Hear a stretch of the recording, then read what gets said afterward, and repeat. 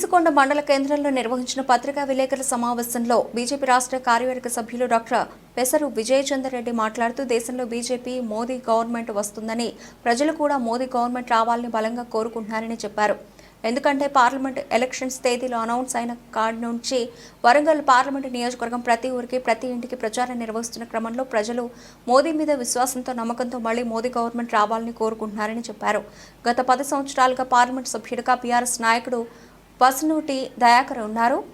అతను ఎప్పుడు కూడా వరంగల్ పార్లమెంట్ పరిధిలో ఉన్న సమస్యల గురించి పార్లమెంట్లో ఎన్నడూ ప్రస్తావించిందే లేదు. మోదీ గవర్నమెంట్ మళ్లీ వస్తుందని వరంగల్ పార్లమెంట్ నుంచి మన కోరికలను మన యొక్క అభ్యర్థిని కావాలని చెప్పే నాయకుడిని బీజేపీ అభ్యర్థిని ఆరూరి రమేష్ని గెలిపించుకోవాలని విజయచందర్ రెడ్డి కోరారు.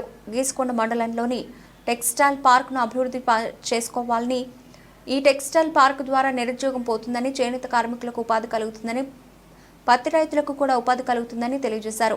సమస్యలన్నింటినీ పరిష్కరించుకోవాలంటే తమ తరఫున బీజేపీ పార్లమెంట్ అభ్యర్థిని గెలిపించుకోవాలని ప్రజలను విజయచందర్ రెడ్డి వేడుకున్నారు. ఈ సమావేశంలో ముల్క ప్రసాద్, కత్తి వెంకటేశ్వర్లు తదితరులు పాల్గొన్నారు. చాలా అమృత్, హెరిటేజ్, స్మార్ట్ సిటీ లాంటివి ఇచ్చి ఎంతో మన యొక్క నగర అభివృద్ధికి, ముఖ్యంగా వేస్తంబాల గుడికి కూడా కేంద్ర పర్యాటక శాఖ మంత్రి ఉన్నటువంటి మా కిషన్ రెడ్డి గారు, తర్వాత గిరిజన యూనివర్సిటీ, ఇట్లా చాలా అభివృద్ధి పథకాలు, సంక్షేమ పథకాలు విరివిరిగా ఇస్తున్నప్పటికీ కూడా సరైన ప్రాతినిధ్యం లేని కారణంగా ఈ ప్రజలకు భారతీయ జనతా పార్టీ నరేంద్ర మోడీ చేస్తున్నటువంటి అభివృద్ధి పనులు తెలవక మేము చాలా వెనుకబడిపోయినాం. కానీ ఖచ్చితంగా ఇప్పుడున్న పరిస్థితులలో ప్రజలు కూడా ముందుకు వస్తున్నారు. కమలం పోగొట్టుకు నరేంద్ర మోడీ గారిని గెలిపించడమే మా యొక్క లక్ష్యంగా ప్రజలు వచ్చి వాలంటీర్గా, ముఖ్యంగా 18 సంవత్సరాలు నిండిన యువత కావచ్చు, ఉద్యోగస్తులు కావచ్చు, రైతులు కావచ్చు, మాకు మద్దతు ఇస్తూ ఖచ్చితంగా గెలిపిస్తున్నాం అన్నటువంటి ఆశాభావాన్ని వ్యక్తం చేస్తున్నారు.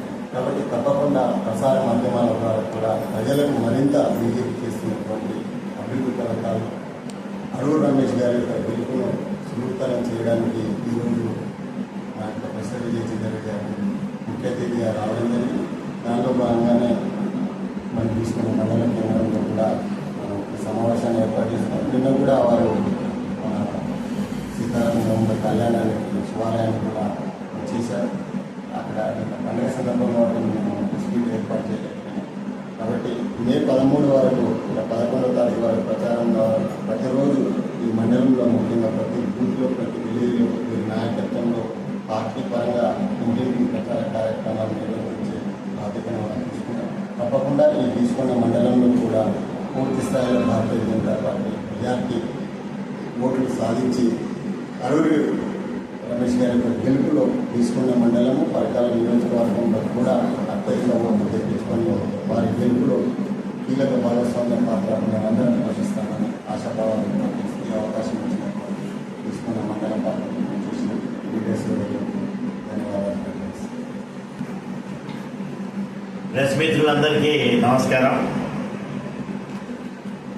పార్లమెంటు ఎన్నికల నగారా మోగి గత 2 వారాలుగా ప్రచార సరళిని ఒక్కసారి కనుక మనం పరిశీలించేదంటే ప్రజల నుంచి స్పందన, విపరీతమైన స్పందన ప్రధానమంత్రి నరేంద్ర మోడీ గారిని మేము 3వసారి మళ్ళీ ప్రధానమంత్రిగా చూడదలుచుకున్నామని ప్రజలే ముందుకొచ్చి మనకు వ్యక్తపరుస్తున్నారు. ఇది మేము హౌస్ టు హౌస్ ఆల్రెడీ ప్రచారం స్టార్ట్ చేసినాం కాబట్టి మాకు వచ్చినటువంటి ఫీడ్బ్యాక్ను మీకు షేర్ చేస్తున్నాను. మొదటగా నన్ను ఈ గీసుకొండ మండల కోఆర్డినేటర్గా నియమించినందుకు పార్టీకి కృతజ్ఞతలు తెలియజేస్తున్నాను. నాకున్నటువంటి అనుబంధం గత 12 సంవత్సరాల నుంచి వాటిని గుర్తు చేస్తుంది. ఈరోజు వరంగల్ పార్లమెంటులో ఉన్నటువంటి సమస్యలు చాలా ఉన్నాయి. ఎందుకంటే గత 2 పర్యాయాలు ఇక్కడ ఏలినటువంటి అభ్యర్థి పసునూరు దయాకర్ గారు మనందరం చర్చలలో అనుకున్నాం. ఎన్నడూ కూడా పార్లమెంటులో ఒక్క రోజు కూడా వరంగల్ గురించి మాట్లాడిన పాపన పోలేదు. మరి అట్లాంటిదే మళ్ళా పునరావృతం కావాలా?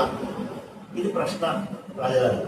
అందుకే ఒక సమర్థుడైనటువంటి అనుభవజ్ఞుడైనటువంటి మనిషిని భారతీయ జనతా పార్టీ ఎన్నుకొని ఈరోజు వరంగల్ పార్లమెంట్ నుంచి కనుక గెలిపించిందంటే పార్లమెంట్లో వరంగల్ బాని వినపడతాడు. మనకు కావాల్సింది అది. మనకున్నటువంటి స్వార్థం ఇక్కడ ప్రజలకు కూడా మీ ద్వారా విజ్ఞప్తి చేస్తున్నాం.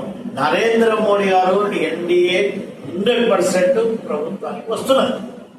దాంట్లో మనం భాగస్వామ్యం ఉంటే మనకు ఆ అదృష్టం, మనకు హక్కు ఉంటుంది మనం అడిగేటానికి, మన అభివృద్ధి కోసం అడిగేటానికి.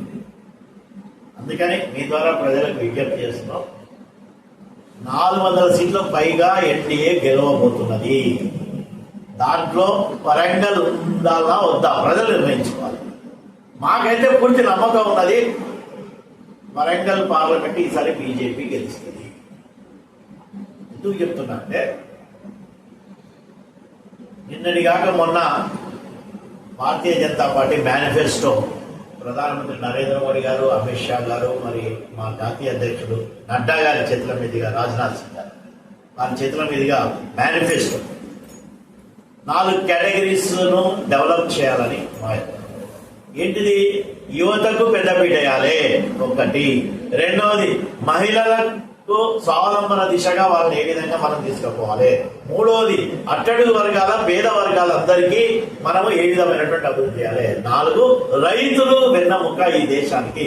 రైతులను ఏ విధంగా మనము బాగుపరచాలి, వాళ్ళ యొక్క ఇన్కాన్ని డబుల్ చేయాలని ఏదైతే వాదా ఇచ్చిండ్రో ప్రధానమంత్రి నరేంద్ర మోడీ గారు, దాన్ని సాకారం చేయడానికి ఏ విధమైన చర్యలు తీసుకోవాలి. ఈ 4 కేటగిరీస్ ను డెవలప్ చేస్తే మనకు ఈ దేశం ప్రపంచంలోనే 3వ దేశంగా తీర్చిదిద్దడానికి కంకణం కట్టుకుని ఏదైతే నీరు గ్యారంటీ, మోడీ గ్యారంటీ, నేను కనుక ఎన్డీఏ కనుక 3వసారి అధికారంలోకి వస్తే ప్రపంచంలోనే 3వ స్థానానికి ఆర్థికంగా తీసుకెళ్తానైతే మోడీ గారు గ్యారంటీ ఇచ్చారో అది సాకారం అయ్యడానికి ఈ 4 కేటగిరీస్ ను డెవలప్ చేయడానికి infrastructure development, financial discipline, good governance, దీని ద్వారా ఈ యొక్క 4 కేటగిరీస్ కు మరి లాభం చేయాలనే మేనిఫెస్టో చూసిన తర్వాత ఈరోజు మేధావులు, ఆర్థిక నిపుణులు అసలుకి మామూలుగా చర్చలలో ఎక్కడ చూసినా ఇట్లాంటి మేనిఫెస్టో ఇదేదో మామూలు ఏదో ఈ సంవత్సరానికో ఈ టర్మ్ కోసం కాదు,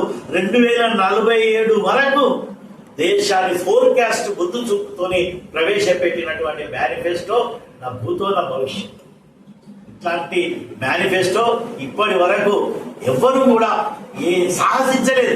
ఏది 25 ఏళ్ల భవిష్యత్తును నిర్మాణం చేసే వైపుగా ఒక మేనిఫెస్టో క్రియేట్ చేసి ప్రజలకు అంకితం చేసినట్టే ఇది మామూలు విషయం కాదు. అది ఓన్లీ ప్రధానమంత్రి నరేంద్ర మోడీ గారి వ్యక్తి, అటువంటి వ్యక్తులకే ఇది సాధ్యమవుతుందని మీ ద్వారా ప్రజలకు నేను షేర్ చేసుకుంటూ, మరి అట్లాంటి మేనిఫెస్టో మనకు వచ్చింది కాబట్టి, ఎందుకంటే నరేంద్ర మోడీ గారు లేకపోతే అమిత్ షా గారు కావచ్చు, నడ్డా గారు కావచ్చు, బీజేపీ కావచ్చు, ఏదో మేనిఫెస్టో అంటే అది ఏదో మామూలు కాదు.